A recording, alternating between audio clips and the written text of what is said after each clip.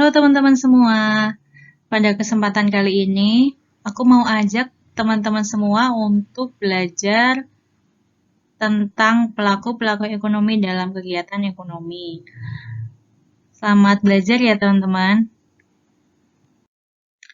Sebelum kita belajar tentang pelaku-pelaku ekonomi dalam kegiatan ekonomi, kita akan membahas terlebih dahulu apa saja yang termasuk dalam kegiatan ekonomi.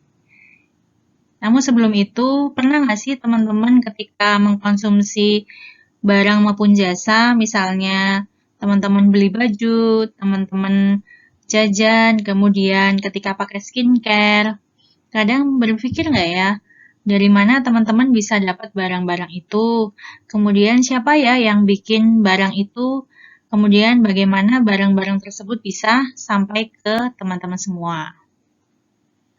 Ini akan berhubungan dengan apa saja jenis kegiatan ekonomi. Jadi teman-teman, kegiatan ekonomi itu adalah kegiatan yang dilakukan manusia untuk memenuhi kebutuhan hidup.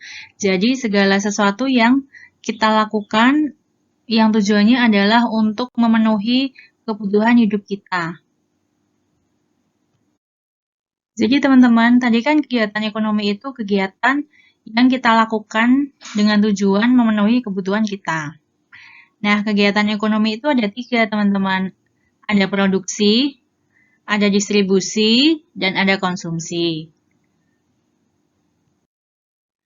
Oke, teman-teman, kita akan mengawali membahas jenis kegiatan ekonomi mulai dari kegiatan produksi.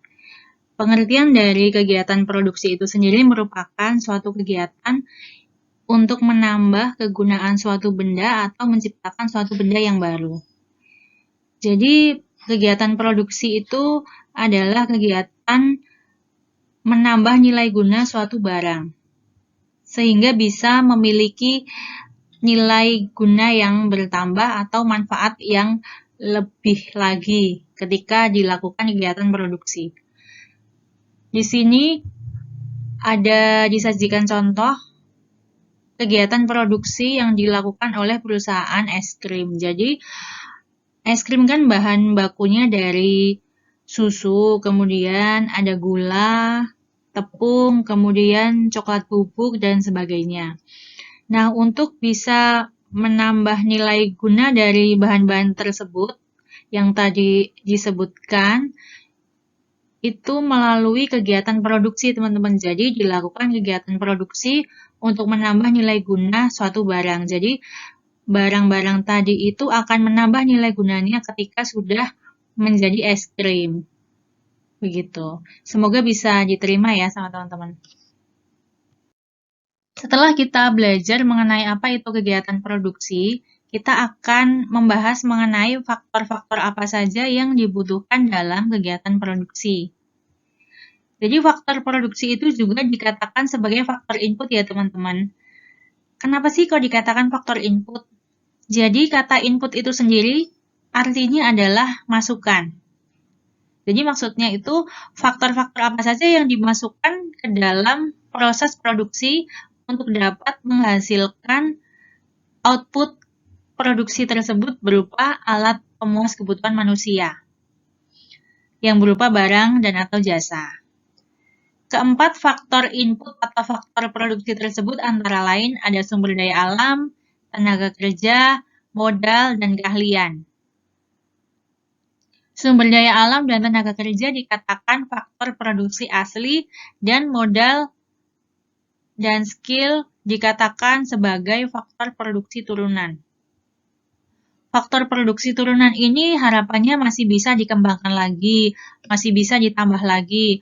Kalau modal masih bisa ditambah lagi, bisa dicarikan lagi, kemudian skill atau keahlian itu juga masih bisa dikembangkan. Seiring berjalannya waktu, kita masih bisa terus mengembangkan kompetensi diri kita sehingga bisa menambah keahlian kita sebagai individu. Mulai dari sumber daya alam ya teman-teman. Sumber daya alam ini misalnya bahan-bahan yang berasal dari alam.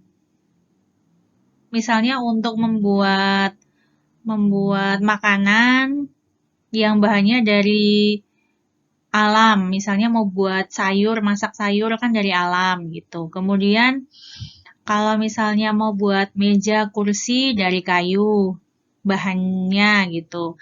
Kemudian tenaga kerjanya itu tenaga kerja yang membuat. Kemudian modal di sini bukan hanya bentuk uang ya teman-teman, bisa diwujudkan dengan mesin produksi, alat-alat produksi seperti mesin jahit kalau memang produksi pakaian, kemudian alat-alat untuk membuat kerajinan meja, dan sebagainya. Kemudian yang skill itu atau keahlian dalam melakukan kegiatan produksi teman-teman. Misalnya seseorang yang memiliki keahlian dalam membuat atau memproduksi pesawat terbang.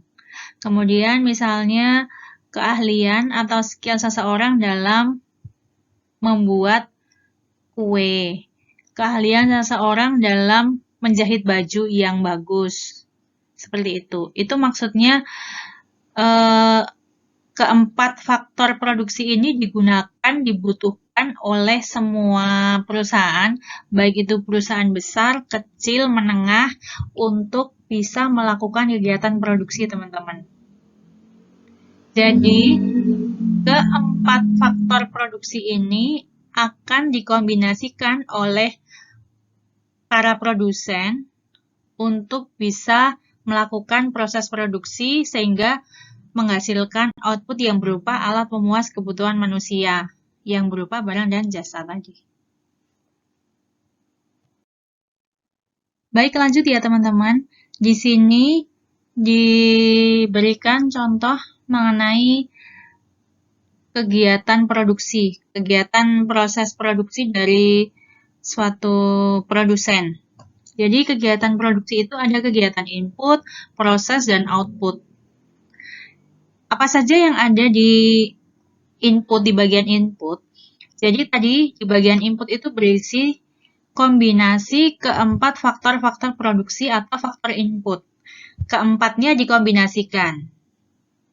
Skill apa yang dibutuhkan, modalnya mau berapa banyak, modalnya mau pakai mesin apa, yang spesifikasinya bagaimana, kemudian tenaga kerjanya butuh berapa, sumber daya alam atau bahan-bahan yang dari alam itu yang dibutuhkan apa saja. Keempatnya dikombinasikan, kemudian dimasukkan ke proses. Nah, dalam proses, kegiatan proses ini, di situ diberikan contoh gambar karyawan yang sedang melakukan kegiatan proses memproduksi baju atau pakaian. Kemudian ketika sudah diproses, nanti akan bisa menghasilkan output yang berupa alat pemuas kebutuhan manusia. Semoga teman-teman semua masih ingat dan akan selalu ingat bahwa hasil dari kegiatan produksi adalah alat pemuas kebutuhan manusia yang berupa barang dan atau jasa. Di bawah output di sini diberikan contoh produk barang pakaian dari dua brand tersebut. Jadi kurang lebih kegiatan produksi dari suatu produsen itu seperti ini ya teman-teman. Jadi dimulai dari kegiatan mengkombinasikan keempat faktor input atau faktor produksi, kemudian masuk ke proses, dan akhirnya bisa menghasilkan output berupa barang dan atau jasa. Yang tujuannya untuk bisa memenuhi kebutuhan manusia. Untuk selanjutnya kita akan bahas kegiatan ekonomi yang kedua, yaitu kegiatan distribusi. Kegiatan distribusi merupakan kegiatan menyalurkan barang dari produsen ke konsumen. Jadi supaya barang-barang yang diproduksi oleh produsen itu bisa sampai ke tangan konsumen, perusahaan atau produsen perlu melakukan kegiatan distribusi. Salah satunya dengan cara menitipkan atau menyalurkan barang hasil produksinya ke agen atau distributor perusahaan tersebut. Jadi dititipkan ke agen atau distributor, kemudian nanti konsumen yang ingin mengkonsumsi produk tersebut bisa ke agen atau distributornya, tidak perlu ke perusahaannya. Kegiatan ekonomi yang ketiga yaitu kegiatan konsumsi. Setelah barang yang dihasilkan oleh produsen tadi didistribusikan melalui agen maupun distributor, barang tersebut akan bisa sampai ke tangan konsumen. Kemudian ketika sudah sampai di tangan konsumen, akan dikonsumsi oleh konsumen tersebut. Jadi kegiatan konsumsi itu sendiri berarti kegiatan mengurangi atau menghabiskan manfaat nilai guna suatu benda. Jadi ketika kita menghabiskan atau mengurangi manfaat dari suatu benda, berarti kita melakukan kegiatan konsumsi.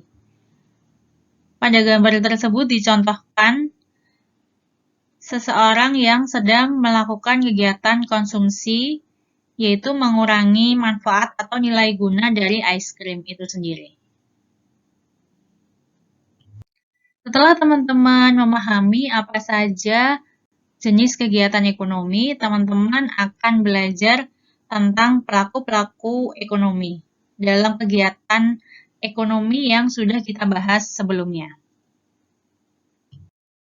Jadi teman-teman, pelaku-pelaku ekonomi dalam kegiatan ekonomi produksi, distribusi, dan konsumsi tadi adalah sebagai berikut. Yang pertama ada rumah tangga konsumsi, yang selanjutnya akan kita sebut dengan RTK. Kemudian ada rumah tangga produksi atau produsen, yang selanjutnya kita sebut dengan RTP. Ada juga rumah tangga negara, yang selanjutnya kita akan sebut dengan RTN atau rumah tangga pemerintah. Dan yang terakhir ada masyarakat luar negeri atau rumah tangga luar negeri. Para pelaku ekonomi ini mempunyai peranannya masing-masing. Mulai dari rumah tangga konsumsi atau RTK. Jadi perannya adalah sebagai konsumen, sebagai pemilik faktor produksi, sebagai penerima imbalan, dan juga membayar pajak. Itu adalah peranan dari rumah tangga konsumsi. Yang selanjutnya ada rumah tangga produksi atau rumah tangga produsen, RTP. Yang pertama, perannya adalah sebagai produsen, kemudian pengguna faktor produksi, yang ketiga ada agen pembangunan, dan yang keempat ada membayar pajak. Yang ketiga ada rumah tangga negara atau RTN. Perannya adalah sebagai pengatur, sebagai konsumen juga, dan juga sebagai produsen. Dan yang terakhir ada masyarakat luar negeri, peranannya adalah sebagai konsumen, produsen, kemudian investor juga, dan yang terakhir ada sumber tenaga ahli. Penjelasan mengenai peranan para pelaku ekonomi ini akan dijelaskan pada slide berikutnya. Pelaku ekonomi yang pertama ada rumah tangga konsumsi atau rumah tangga konsumen, yang selanjutnya kita sebut dengan RTK. Rumah tangga konsumsi memiliki 4 peranan, yang mana masing-masing disajikan dengan gambar. Tujuan dari penyajian gambar dimaksudkan supaya teman-teman bisa lebih terbantu memahami peranan dari masing-masing pelaku ekonomi. Peran RTK yang pertama adalah sebagai konsumen. Dalam gambar tersebut, terlihat 2 orang yang sedang melakukan kegiatan konsumsi, yaitu sedang mengurangi manfaat dari makanan. Kemudian peran yang kedua ada sebagai pemilik faktor produksi, sebagai pemilik, sebagai penyedia, sebagai pihak yang menawarkan faktor produksi kepada produsen. Karena yang membutuhkan faktor produksi atau faktor input adalah produsen. Nah, ketika faktor produksi yang kita miliki sebagai RTK itu sudah dimanfaatkan oleh produsen, kita akan menerima imbalan. Karena kita sudah memberikan faktor produksi milik kita tadi. Misalnya, kalau kita bekerja, kita sebagai tenaga kerja dan sebagai seseorang yang memiliki keahlian, kita akan mendapatkan upah atau gaji. Ketika kita menyewakan sesuatu, kita akan mendapatkan biaya sewa, dan seterusnya. Dan yang keempat, peran dari RTK adalah membayar pajak. Sebagai warga negara Indonesia, salah satu kewajibannya kepada pemerintah adalah membayar pajak. Keempat itu adalah peran dari rumah tangga konsumsi. Pelaku ekonomi yang kedua, ada rumah tangga produsen atau rumah tangga produksi yang selanjutnya akan kita sebut sebagai RTP. Namanya saja rumah tangga produksi, pasti salah satu peranannya adalah sebagai produsen, yaitu melakukan kegiatan produksi untuk memenuhi kebutuhan manusia akan barang dan atau jasa. Nah, dalam melakukan kegiatan produksi, produsen pasti menggunakan, membutuhkan, mengkonsumsi faktor produksi, sehingga rumah tangga produksi disebut sebagai pengguna faktor produksi atau faktor input. Karena dalam melakukan kegiatan produksi, RTP menggunakan 4 faktor produksi atau faktor input tadi, sehingga bisa menghasilkan alat pemuas kebutuhan manusia yang berupa barang dan atau jasa. Yang ketiga, peranan dari RTP adalah sebagai agen pembangunan. Maksud dari agen pembangunan ini salah satunya adalah ketika produsen melakukan kegiatan produksi, pasti akan membutuhkan tenaga kerja. Nah, ketika produsen ini membuka pabrik atau perusahaan yang baru, akan membutuhkan banyak tenaga kerja. Sehingga ketika membutuhkan tenaga kerja akan membantu menyerap tenaga kerja yang ada di Indonesia, sehingga angka pengangguran Indonesia bisa menurun atau berkurang. Dan berarti kesejahteraan masyarakat itu bisa sedikit terbantu oleh kegiatan yang dilakukan oleh RTP. Yang keempat, membayar pajak. Karena RTP juga merupakan warga negara Indonesia yang wajib membayar pajak, jadi peran dari RTP yang keempat adalah membayar pajak, yang merupakan kewajibannya sebagai warga negara Indonesia. Pelaku ekonomi yang ketiga ada rumah tangga negara atau rumah tangga pemerintah yang disebut dengan RTN.